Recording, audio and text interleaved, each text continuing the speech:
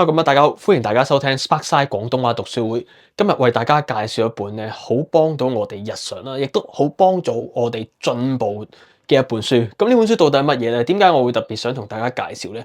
因為咧呢本書所講嘅重點咧，好多時每一個人都會遇到，而我哋有時候遇到嘅話咧，又會覺得哎呀〜好硬住個心啦，跟住咧又會有時候令到我哋好唔開心啦，甚至乎可能會阻礙我哋進步添。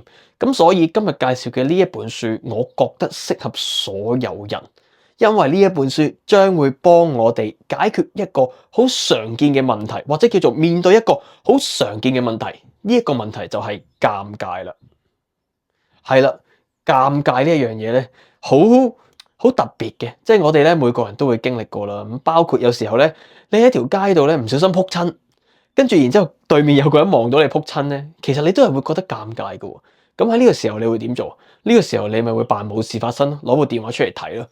對面嗰個人咧，可能見到你之後咧，覺得有啲想笑啦，跟住然之後咧，或者佢亦都有機會係冇嘢嘅。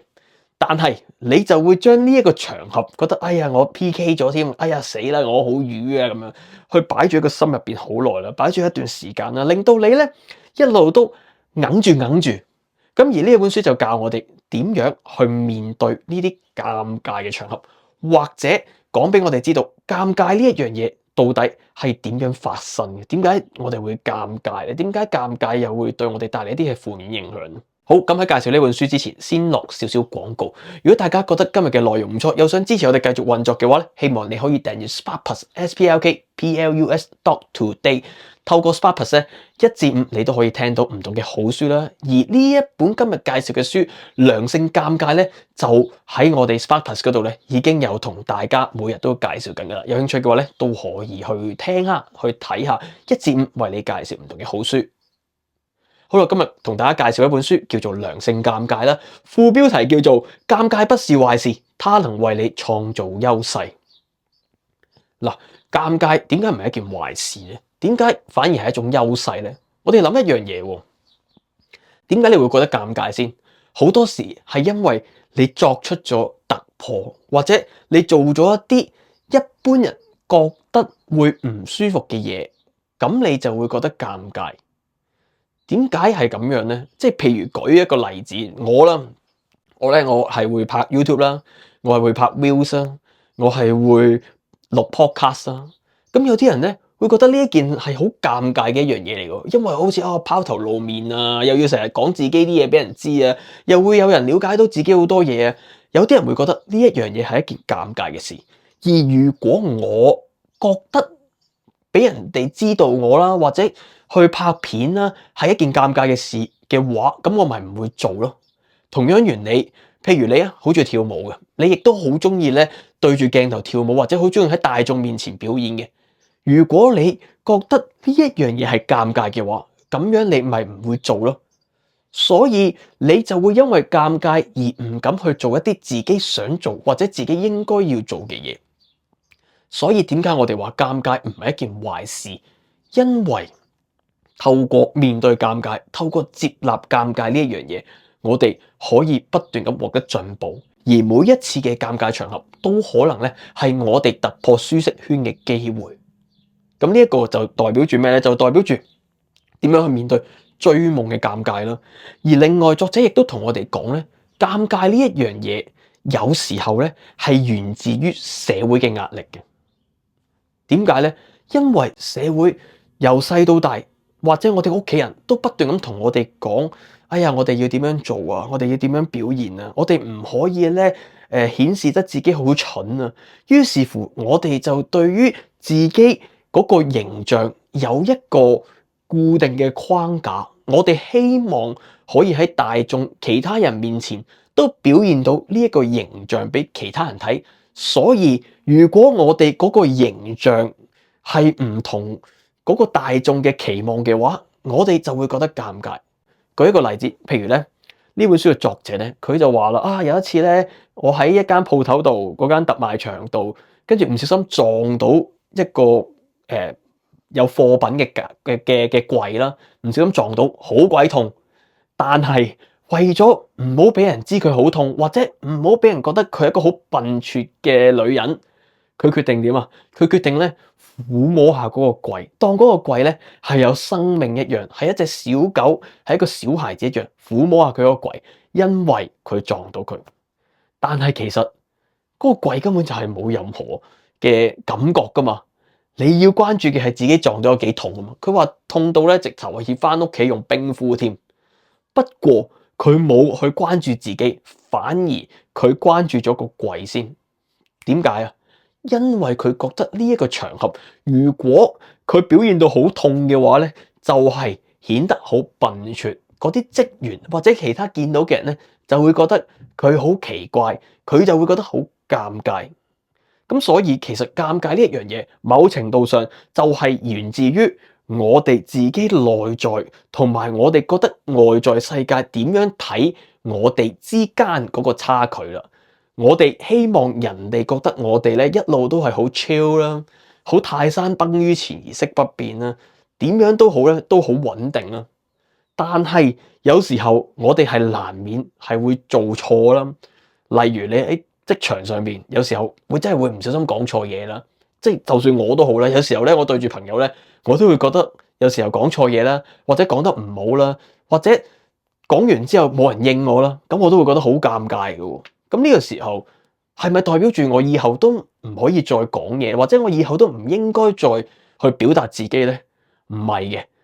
因為有時候我哋做唔到，我哋覺得人哋要了解我哋，要睇我哋嘅表現，但係有時候我哋真係會犯錯噶嘛。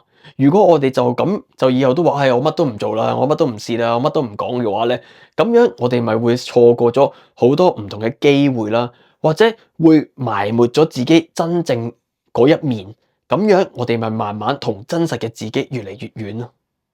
所以呢本書咧就提出咗好多嘅建議俾我哋，幫助我哋去擁抱尷尬，將尷尬變成進步。咁啊，作者建議我哋幾樣嘢啦。第一，擁抱真實嘅自我啦。無論世界點樣期望你係一個乜嘢人都好啦，有時候你嘅真實一面係好重要嘅。咁當然我唔係話你咧係一個變態佬，咁你就要表現自己真實嗰面啦。咁呢一度都有少少社會嘅規範啦。我呢度係講緊嘅係，我哋如果有時候係一個比較沉默寡言嘅人，咁喺乜嘢場合度，咪不妨繼續沉默寡言啦。或者我哋有時候咧講嘢係會好容易表達到自己嘅，將自己真實嗰一面講出嚟嘅。咁喺唔傷害人嘅前提之下，咪不妨表達自己嗰一面出嚟咯。有人可能會話你，唉，又喺度做作，又喺度扮嘢。我記得咧，MrBeast 即係一個好出名嘅 YouTuber 啦。佢曾經咧就講過一句我覺得好得意嘅説話。佢話啦：如果你想有人中意你，你就唔好去做善事，唔好做好嘢。點解佢會咁講咧？因為佢話，當你做好事嘅時候咧，好多人係會話你喺度扮緊嘢，話你喺度做作，話你係為咗 like 為咗 feel 而做啊。呢個時候，如果你唔擁抱真實嗰一面嘅自己，即係你真係好想做善事嘅，你唔咁樣做嘅話，咁你咪唔會做好嘢咯。你咪做翻大眾覺得啊，你應該係咁樣噶啦，你應該都係想為賺錢噶啦，為賺 views 噶啦，你咪去滿足佢哋嘅期望咯。咁所以點解 MrBeast 會講呢一句，就係因為佢每一次去做一啲幫人籌款啊、做善事嘅時候，都會有一班人覺得佢只係為咗賺錢而做，佢係一個吸血鬼。咁樣嘅話，如果佢真係為咗滿足其他人，佢咪會唔做呢一啲善事，唔做呢啲善舉，等人哋覺得你係賺錢係賺 views 噶啦，算啦，唔好做其他嘢啦。咁呢度咧，作者所以建議我哋咧要擁抱真實嘅自己啦。所謂嘅尷尬，有時候咧係我哋當咗人哋點樣去睇我哋，而我哋以為咧人哋真係會咁樣睇我哋。有時候其實唔係嘅，有時候你做完一啲嘢咧，你覺得人哋會覺得我賺緊錢啫，人哋覺得我喺度掠緊水啫。可能其他人係冇咁諗嘅。如果你因為你覺得人哋咁樣諗你而去抹殺咗自己嘅話，咁樣嘅話你就做唔到自己。咁所以作者建議我哋要擁抱真實嗰一面啦。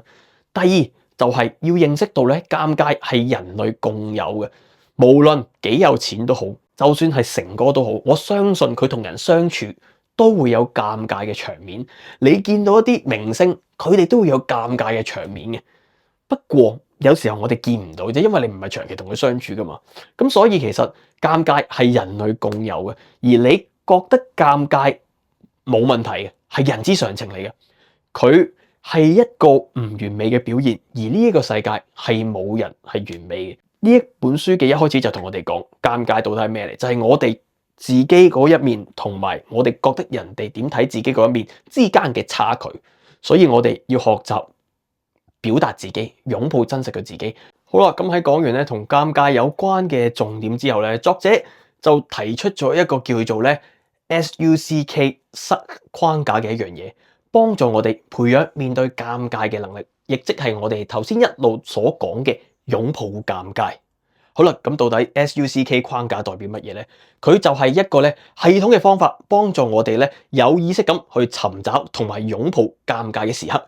而當我哋越面對得多尷尬，我哋就越容易忍受到尷尬。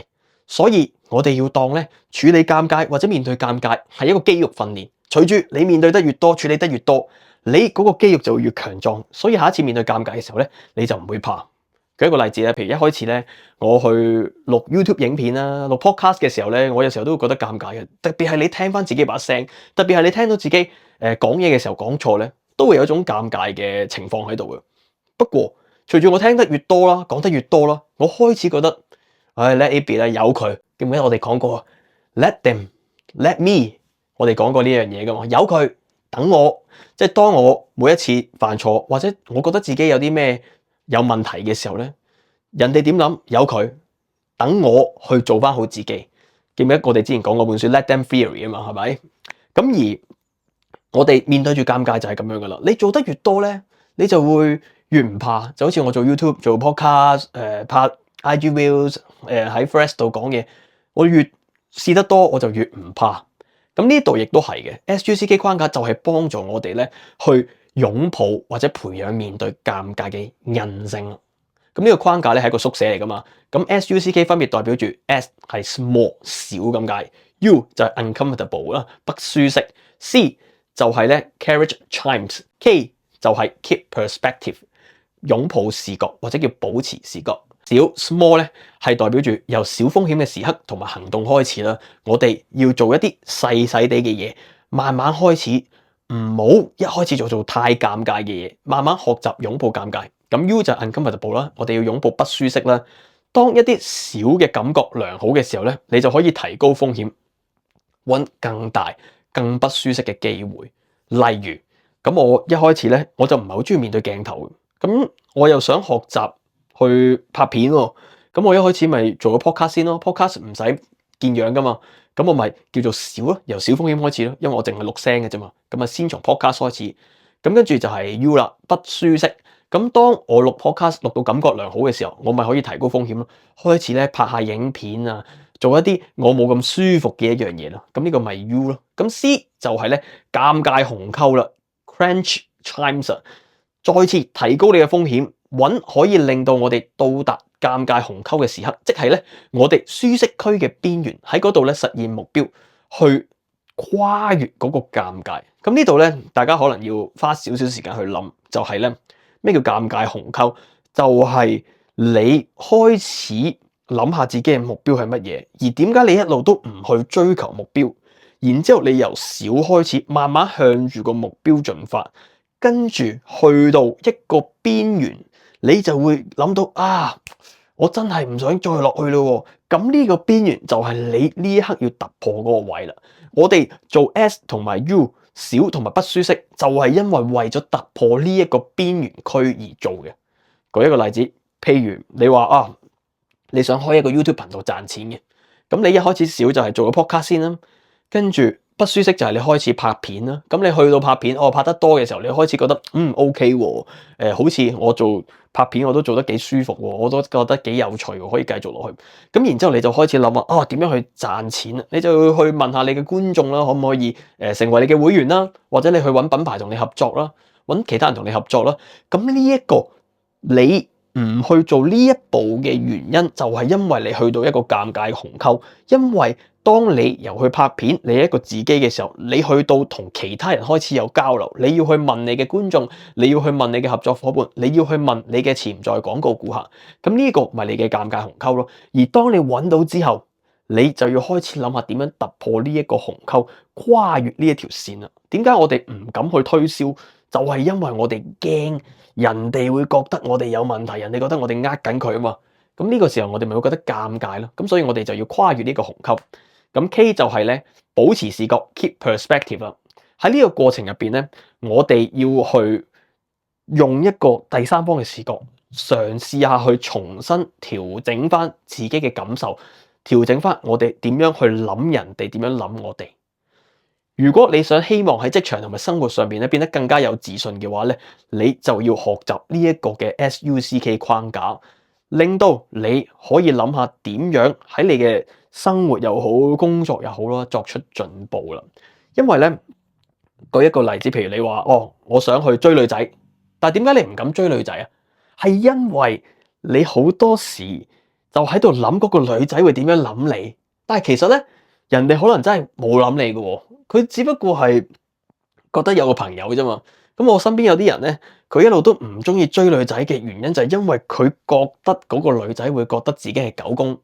覺得自己咧，周圍優女咁樣，但係其實嗰個女仔可能即係好坦白講，連諗你都冇諗過你，係完全唔記得你嘅，係更何況將你有印象喺度咧。咁所以我哋要去學習擁抱尷尬嘅時刻啊。咁呢度點樣可以用 SUCK 框架去令到自己可以更加有勇氣去踏出第一步去識異性咧？好簡單 ，S 就係咩啊？小風險開始啊嘛。你想追一個異性，唔好一開始就即刻同佢講 I love you 啦，梗係。你試下諗下，你有啲咩好少嘅第一步可以，譬如簡單 send 個 message 俾佢啦，同佢 IG story 傾下偈啦。咁呢個係咪少啊？咁你咪從小行動開始咯，慢慢學習同對方溝通咯，擁抱小尷尬咯。咁 U 係 uncommon 嘛。咁當你發現哦，同佢傾下，IG story 傾得幾好喎，問佢攞 WhatsApp 咯，或者得閒打下電話俾佢咯，同佢傾下電話咯。即係我唔知呢個年代仲興唔興傾電話啦。我以前就係咁樣傾電話嘅。咁我同我老婆就係我一開始小時刻就係我喺寶源集同佢行路嘅時候傾偈咯，跟住然之後完咗就拜拜啦。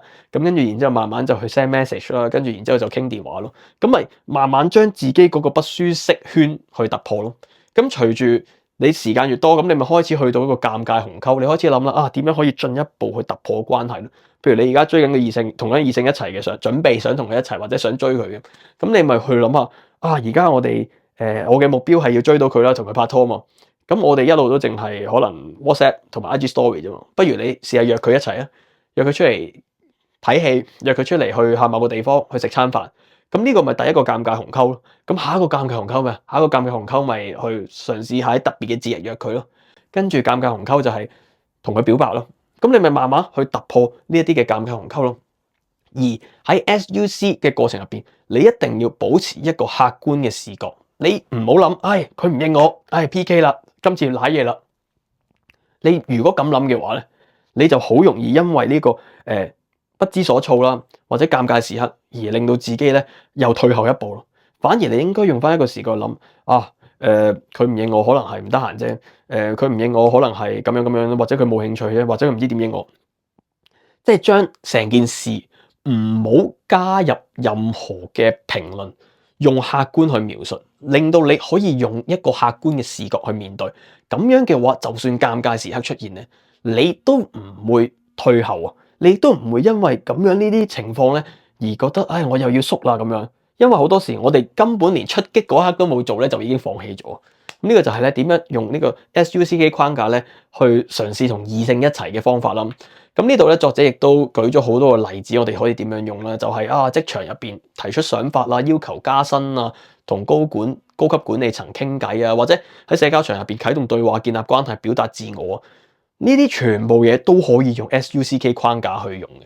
咁呢度咧作者建議我哋由小開始，每日揾小嘅機會去擁抱尷尬。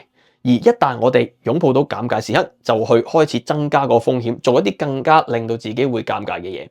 跟住第三，當你覺得準備良好嘅時候，就揾到你嘅極限，去突破呢個極限。最後就係學下用一個客觀嘅視覺。有時候你未必可以得到最好嘅結果，但係你已經行咗一大段路，咁而呢一段路嘅經歷或者你做咗嘅嘢，你係唔可以抹殺嘅。你要用一個回顧啊，或者用一個欣賞嘅角度去睇下自己做咗啲乜嘢。即係有啲研究亦都話啦，如果你特別咧想去迎合他人嘅話，反而你係唔會受到人哋尊重，或者你唔會吸引到人。經過今日嘅分享之後，我希望大家學習，其實尷尬係可以變成你嘅優勢。有時候我哋做一啲唔會影響到人或者唔會令到人哋唔舒服嘅嘢咧，其實某程度上係表達緊自己嘅，即係我覺得呢一個係一個幾重要嘅觀點。咁希望咧今日分享呢一本書《良性尷尬》可以幫到大家咧重新認識尷尬呢樣嘢咧，或者學習去擁抱尷尬，學習咧唔好因為尷尬而唔夠膽做自己。咁希望咧呢一本書都可以幫到大家。好，今日先去到咁上。如果大家覺得今日嘅內容唔錯，又想支持我繼續運作嘅話，希望你去呢一集嘅 Footnotes 嗰度咧去訂閱 Sparkplus SPLK PLUS，令到我有更多資源同埋更多動力為你創造更多好嘅內容。